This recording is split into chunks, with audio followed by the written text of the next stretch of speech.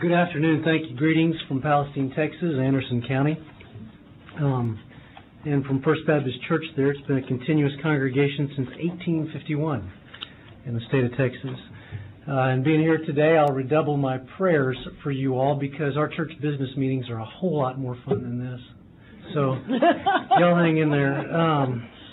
So anyway, again, I just want to speak to this briefly as a pastor of some people that are involved in this situation. Ask for you as you consider this legislation that it would close the loophole, as has been said over and over again, that allows these entities to cheaply act as if they are CSOs.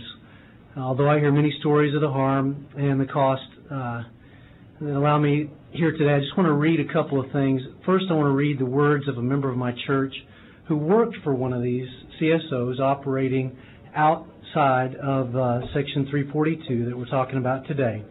Her husband was in Iraq serving our armed forces, and the job was going to pay $11 an hour, which in Palestine is huge pay. To me, that's almost a cause for suspect that they're even able to pay that much. That's a pretty high amount of pay for someone who's just shuffling paper. Here's what she said. I've given a lot of thought about my past experience at the payday loan company. There are so many stories, it's really hard for me to pull just one out of the mix. There's one about an older man that comes to mind. I remember him most because he was disabled and walked very slowly with a walker. An older man, he was not friendly at first, but as he came in so often, I finally broke down some walls with him. To qualify for his loan, he used a letter from Social Security, a letter of benefits. It's been a long time for me to recall the amounts, but I know he'd been taking loans after he paid each one off, as was normal for most of the customers. He would come in and pay the loan every month on the first. Then when it was time to pay it off, it would be almost his whole check. This would be his Social Security check. So he would pay it off, then re-loan to have the money to live on until the next due date. For customers to receive most of their loans, they would write post-dated checks to us to cover their loans if they missed coming in on their due dates. And I believe Mrs. Lee talked specifically about how that happened. We would give them their checks back as they paid, but if they did not pay, we would go to the bank and cash every check they gave us, and most times it would empty their account. Sometimes customers knew they would or could not pay the amount owed on their due date and would empty their checking account before we did, but I saw many times the company would take everything a family had in the bank to live on because they were one day late on the payment. Not only were we encouraged to get to the bank and cash every check they'd given us to secure the loan, but we were also allowed to re-loan to them if they came in and wanted to make good with us. We were given bonuses monthly for getting our customers to re-loan after they paid off, and also for each new loan we got. We sent out cards to old customers to get them in again, along with cold calls to get new customers.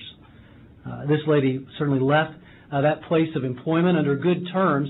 It's just after she came to our church and heard the word and her life was changed as she began to follow Jesus, she realized ethically she couldn't be a part of that work anymore, even at that high of a paycheck, which she couldn't find anywhere else in town.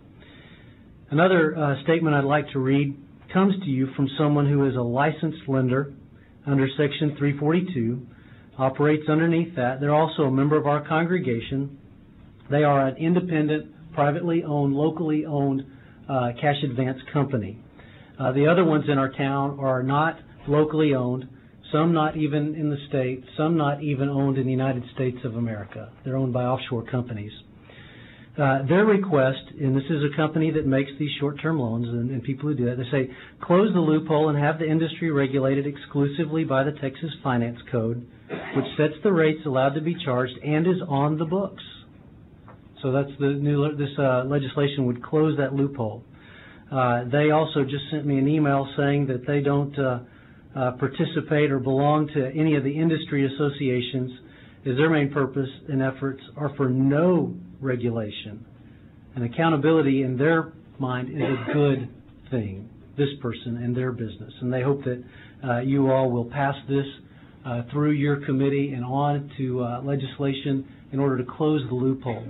One pastoral statement, if you'll allow me to make it. In our town, I've seen these in the last 18 months, these storefronts have tripled. And my reasoning for saying so is we know we're in a down economy and people are hurting. I liken it to this. The sharks don't really start circling around the boat until the ship goes down. And we need to look at legislation that helps keep the sharks away from the people that, at least for this time, are in the water and need our help.